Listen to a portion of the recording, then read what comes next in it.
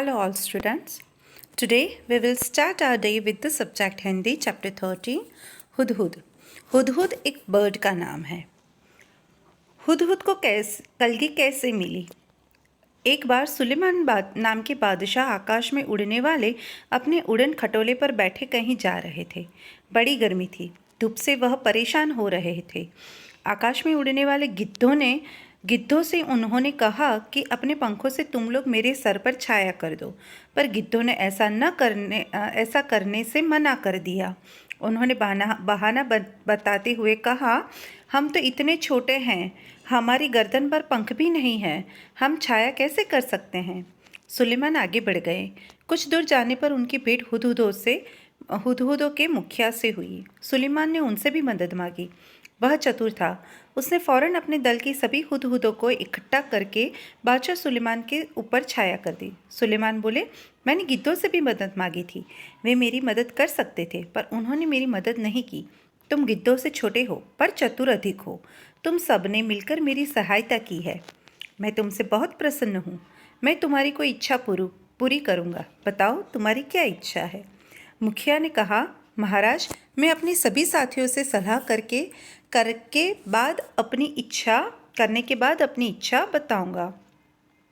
मुखिया ने साथियों से सलाह करने के बाद कहा, महाराज, यह वरदान दीजिए कि हमारे सिर पर आज से सोने की कलगी निकल आए। बादशाह हंसे और बोले, मुखिया, इसका फल क्या होगा, यह तुमने सोच लिया? मुखिया बोला, हाँ महाराज, मैंने खूब परामर्श करके यह वर मांगा है। यहाँ पे एक चतुर पक्षी हुदहुद की बात हो रही है, जिनके मुखिया ने अपने सभी मित्रों से बात करके उनकी मदद से सुलेमान राजा के ऊपर छाया की थी, जिसकी वजह से वो खुश होकर उनको वरदान देते हैं। लेकिन यहाँ पे मुखिया सोने की कलगी मांग लेता है अपने सर पे। यह बात सुन के राजा हंस पड़ता है, क्योंकि उसको पता था कि इसका नतीजा सही होगा नहीं। इंसान कभी भी कितना भी चतुर क्यों ना हो, कहीं ना कहीं गलती कर बैठता है। वैसे ही इन लोगों ने भी कर दी कि कितना भी चतुर क्यों ना हो, लेकिन कुछ चीज़ जब मांगनी होती है वरदान में, तभी वो भी गलती कर बैठता है। सुलेमान ने प्रार्थना स्वीकार कर ली। सभी हुदहुदों के सिर पर सोने की कलगी निकल आई। लोगों ने सोने की कलगी को देखा तो वे हुदहुद के पीछे पड़ गए। तीर से उन्हें मार मार कर सोना इकट्ठा करने लगे। हुदहुदों का वंश समाप्त होने पर आ गया। अब मुखिया घबराकर बादशाह सुलेमान के पास पहुंचा और बोला, इस सोने की कलगी के कारण तो हमारा वंश ही समाप्त हो जाएगा। सुलेमान ने कहा, मैंने तो शुरू में ही तुम्हें चेतावनी दी थी। खैर जाओ, आज से तुम्हारे सिर का ताज सोने का नहीं, सुंदर परों का हुआ करेगा। और तभी से हुदहुदों के सिर पर परों का यह ताज मतलब कलगी शोभा पा रही है। ये देखिए, ये हुदहुद पक्षी का चित्र दिया है। हुदहुद अभी उसके बारे में पूरे हमें विस्तार से माहिती मिलेगी कि वो कैसा होता है, क्या खाता है, कौन से कलर कहाँ पे होते हैं, सब के बारे में। हुदहुद एक बहुत ही सुंदर पक्षी है। इसके शरीर का सबसे सुंदर भाग उसके सिर की कलगी होती है। वैसे तो यह इसे समेटे रहता है, पर जैसे ही किसी तरह की आवाज़ होती है, यह चौकन्ना होकर परों को फैला देता है। तब यह कलगी देखने में हूबहू किसी सुंदर पंखी जैसे लगने लगती है। इसी कलगी के बारे में तुमने अभी एक सुंदर कहानी भी पढ़ी है। अभी जो कहानी पढ़ी वो इसी कलगी के बारे में थी।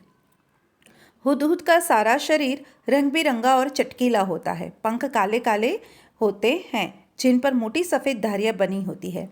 गर्दन का अगला हिस्सा बादामी रंग का होता है।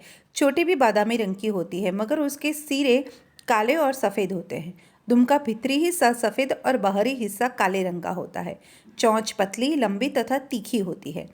इस चोंच से यह आसानी से ज़मीन के भीतर छिपे हुए कीड़े मकोड़ों को ढूंढ निकालता है। उसकी चोंच नाखून काटने वाली नहरनी से बहुत मिलती है, और शायद इसीलिए कहीं ना कहीं हजामिन चिड़िया के नाम से भी पुकारते हैं। हुदहुद हमारे देश के सभी भागों में पाए जाते हैं।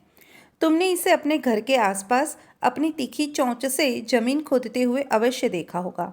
बोलते समय यह 3 बार हुप हुप हुप सा कुछ कहता है। इसलिए इसे अंग्रेजी में हुपू कहा जाता है। हिंदी में उसे हुदहुद कहते हैं।